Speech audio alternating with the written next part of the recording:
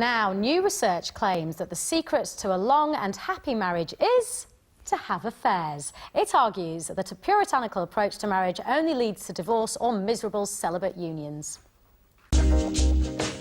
One of the findings of this new research is that many people are unfaithful because their marriage is not providing them with an active enough sex life. The research argues we need to rethink our views on adultery by allowing what they term harmless playfares or marriage holidays. We should be more like the French, who treat affairs like adventures, free from the notion of betrayal. However, religious groups argue the commandment, "Thou shalt not commit adultery," remains a bedrock of our society, the moral glue which holds families together. And psychologists warn that adultery within marriage causes severe emotional hurt and distress, shattering the trust so vital to the functioning of any healthy relationship. Is it really possible to believe there can be such a thing as good infidelity? That we can have successful affairs where both parties are happier, no one gets hurt, and we lower the divorce rate? Or do affairs just cause misery and heartache? Are we fundamentally far too jealous for the harsh realities of an open relationship and the fear we could be ditched for a new model? I bet that's got your attention. You can join in by webcam or make your point by phone, text, email or online. Now, we're joined by Rosie Freeman-Jones, a spokesperson for Illicit Encounters, a dating website for married people. Rosie, come on. Illicit affairs, playing around, that can't be good for a marriage, everyone knows that. Well, obviously my experience shows that it is and that it can be. What's your experience? Well, I've been running the site for, well, I've been at the site for nearly 4 years now. It's been running since 2003. And essentially we're a website for married people who are looking for extramarital relationships. But are they admitting it to their partners? About 30% of them are, and the rest aren't. So we're seeing a huge increase in people in open relationships and who are engaging in polyamory. Explain how this is beneficial to a marriage, though. You're really going to have to sell this one, I'm afraid. I think there are instances where it can be. I mean, it's a huge stress reliever. If somebody decides that they want to have an extramarital relationship and they come to a site like ours, they can be incredibly discreet about it. They can choose to be controlled, and they can also choose to have something which doesn't really interfere too much with their daily life. You know, these are people who are usually seeing their lovers maybe once, twice a month, if that. And these are two people who are married. It's not like they're going to their work colleagues or people in their social circle who are single and they're creating this kind of trail of destruction. They're choosing to isolate the relationship they're having. And yeah, I would say it's a huge stress reliever. It means that they can be the spouse that they want to be at home without having to nag the person that they're with for something that's missing, which it's usually sex, yeah. Okay, well, let me bring Bill in on this. Bill, you've been married twice. You've been very outspoken about how the infidelities that the affairs you were involved in during your first marriage. I've seen was it a stress reliever? Is she right? Yeah. Can I just say, in the 60s, I was totally promiscuous and absolutely horrendous, which over 1,000 women. You've been very public about it. But then I've had a 35-year, very faithful, successful marriage to Sarah. So I've seen both sides. I think it's wonderful. People shouldn't feel tied. But when you say, is infidelity the key to a long marriage, I would say no, because it really indicates that there's something wrong with the marriage or something missing. Now, if they can make their marriage work by doing this, good. Everything's individual. We shouldn't moralise. We shouldn't be judgmental. If people are being helped by this... Did it help you, though? Well, I've never needed to go to an agency for this, but no, it didn't help me. Sorry. In my first marriage was totally ruined by my behaviour. But I'll tell you this, if I'm given the choice of being a free-loving, promiscuous guy and a long and faithful marriage, I will choose the long and faithful marriage. It's a better life, a better world. Carol, are you buying it? Would it work? I'm not buying the illicit affairs thing. You know, you're making it sound like it's therapy. No, it's not. It's cheating. It's encouraging people to lie and betray people they're supposed to love. And it's all very well saying it might make the person who's cheating feel better, but the person who's been cheated on when they find out, it's catastrophic for them. Because what happens is they start to question themselves. They lose their self-confidence. They think they've done something wrong. They start taking the blame for whatever their partner is doing.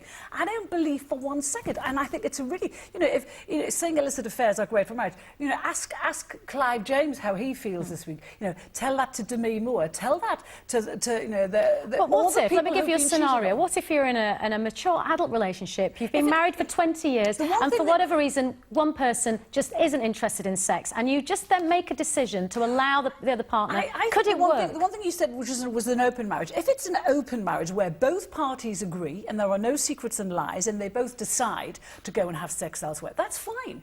But my problem with that is when one person has been cheated upon, and what happens when they find out, because and it's a very one-dimensional view of sex. Sex just isn't about sex; it's about love. It's about making love. For some people, it is, and this is where this can maybe come for in. men, I agree with you. I wouldn't the only say bad it's thing, no. I think I mean we've got pretty much equal numbers actually in terms of activity, very much so. So I think gendering it is But do is they wrong. think it's okay to lie to the person I think what you have to realise is that this happens and it's been happening for centuries, and what we have to think about is how we deal with it. Does now, make it infidelity right, is a it's been fact happening of for centuries. life. Now we can either choose to conduct these relationships discreetly and with knowledge about ourselves and our partner. And in an ideal world, I completely agree with you actually. In an ideal world, we would have open relationships. People would be able to communicate positively with one another. We could speak to our spouse. I'm not happy. I want to, And I think that does happen in some instances. But those people, when they aren't able to follow those channels, they come to sites like ours. Yeah, you should be open and say, I'm not happy, and then you end the relationship and go elsewhere. Possibly. Let me bring someone in on this. We've got a few people who want to join in. First of all, Clare-Ann Hamel-Smith, who's from Catholic Voices, an organisation that promotes Catholic representation in the media. Welcome to the programme, Clare-Ann. Now, if monogamy is not a natural state, we've heard Rosie say that, it'd be much easier if everyone was just open about this so we could all get on with whatever we wanted to do. Why are we imposing it on us? Well, I think that monogamy is not only a very natural state, but I think it's one in which the human heart can truly find happiness. I think the whole purpose of monogamy and marriage is the idea of complete self-giving to someone else. It is not for self-gain. And this constant perpetual seeking of such self-satisfaction is what I think, on the contrary, drives people to complete misery, constantly seeking themselves or looking at a spouse who's meant to be like your own flesh and blood as purely an object for gain. And I think that people enter into marriage purely, often at times, for the exclusivity that it brings and the thrill of 100% of someone's love and giving 100% of your love to one person. And then let's not forget about the broader picture. It's been proven time and time again that the best place for the bringing up of children is in a stable relationship. What's going to happen? What's going to be the domino effect on society if this is what's encouraged for supposedly fixing the problems in marriage? Clare-Ann, stay there, because I want to bring in Anthony Cristofani, who's in a polyamorous relationship. He has been for 7 years. So, Anthony, you're going to have to really break this one down for us. You've been married for 7 years, and both you and your wife are now about to marry your girlfriend. How does that work? Right. Well, the way I would say is, it's kind of like being a single person, meeting someone that feels like a soulmate, falling in love, deciding to make a commitment, but you're doing that in addition to having already done that before. And for it to work, all it does is all that's required is realizing that love is not, it's not a scarcity like we tend to think it is. We have more love, I think, than most people think we have to give. Think of a mother. She has a kid and thinks, well, I could never love anything more than this. And then, lo and behold, she has another kid and she loves them both.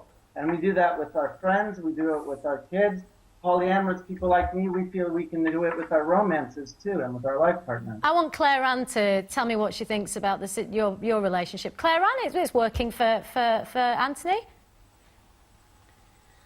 Well, I agree with him that, of course, we all have a lot of love to give, and everyone aims to find happiness. And I just believe that the key to finding that happiness is giving 100% of oneself. Everyone knows that true happiness comes from giving. We hear it time and time again. It's not from self-seeking. And what's more 100% giving than giving this 100% to one person, not reserving something for yourself or indirectly for yourself by reserving it, for another partner. I just don't think this is true love, and I can't see how it can lead to true happiness. Anthony. But did Jesus give his love to only one person? Right? We're talking from the Catholic I'm not saying that you have to. No, there's obviously lots of kinds of love. I mean, we're called to love everyone in the world, but you can't love everyone in the marital sense. That has to be reserved for one person. I mean, so are we're talking about sex here, Anthony. we're talking about sex. I thought we were talking about love. Sex is 100% self-giving. You're living a lie if you're saying to someone in the sexual act, I'm giving you 100% of myself, when really you're not.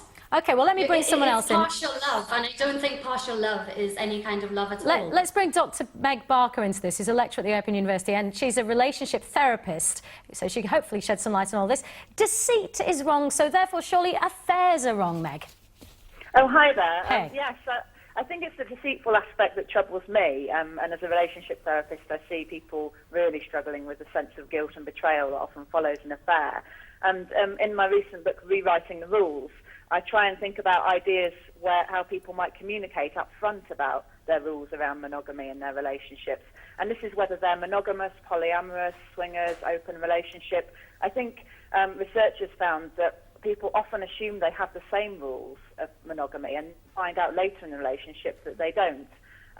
For example, one person might think it's okay to have a friendship with their ex-partner, another person thinks that's not okay, or one person thinks it's all right to have cyber sex, and another person thinks that's not okay. So it's not actually just an issue for polyamorous relationships like Anthony. It's a situation, across the board. So I think really it's about encouraging open communication from the start in the relationship of whatever kind it is. Okay, well, let me bring the panel back. Surely Carol. the rule of thumb has to be, if you're having a secret affair and you get found out having that secret affair, surely the key has to be, if that hurts somebody, it's wrong. It's wrong in your relationship. If the person who finds out is hurt, it has to be wrong. It's somebody, if everyone went out and got laid whenever they felt like doing it, it would destroy family life in this country at a stroke. You've got to be slightly more responsible than that. Rosie, surely this is just about cashing in for you. You're well, saying see, affairs really are right, but you're making money from something. this. We are a business. I wouldn't shy away from that. I mean, people come to us, though. We don't advertise. It doesn't make it right. It doesn't make it right, though, does it? Or it doesn't mean that what's helping their relationship. I think right is a lot more dictated by society and by our own rules that we impose on ourselves. And certainly what Clare-Ann said, I do disagree with you, respectfully, Clare-Ann. We are not naturally necessarily anything other than monogamous. But there are studies and the history shows that we used to live in tribes where we had lots of lovers all the time. We used to share childcare,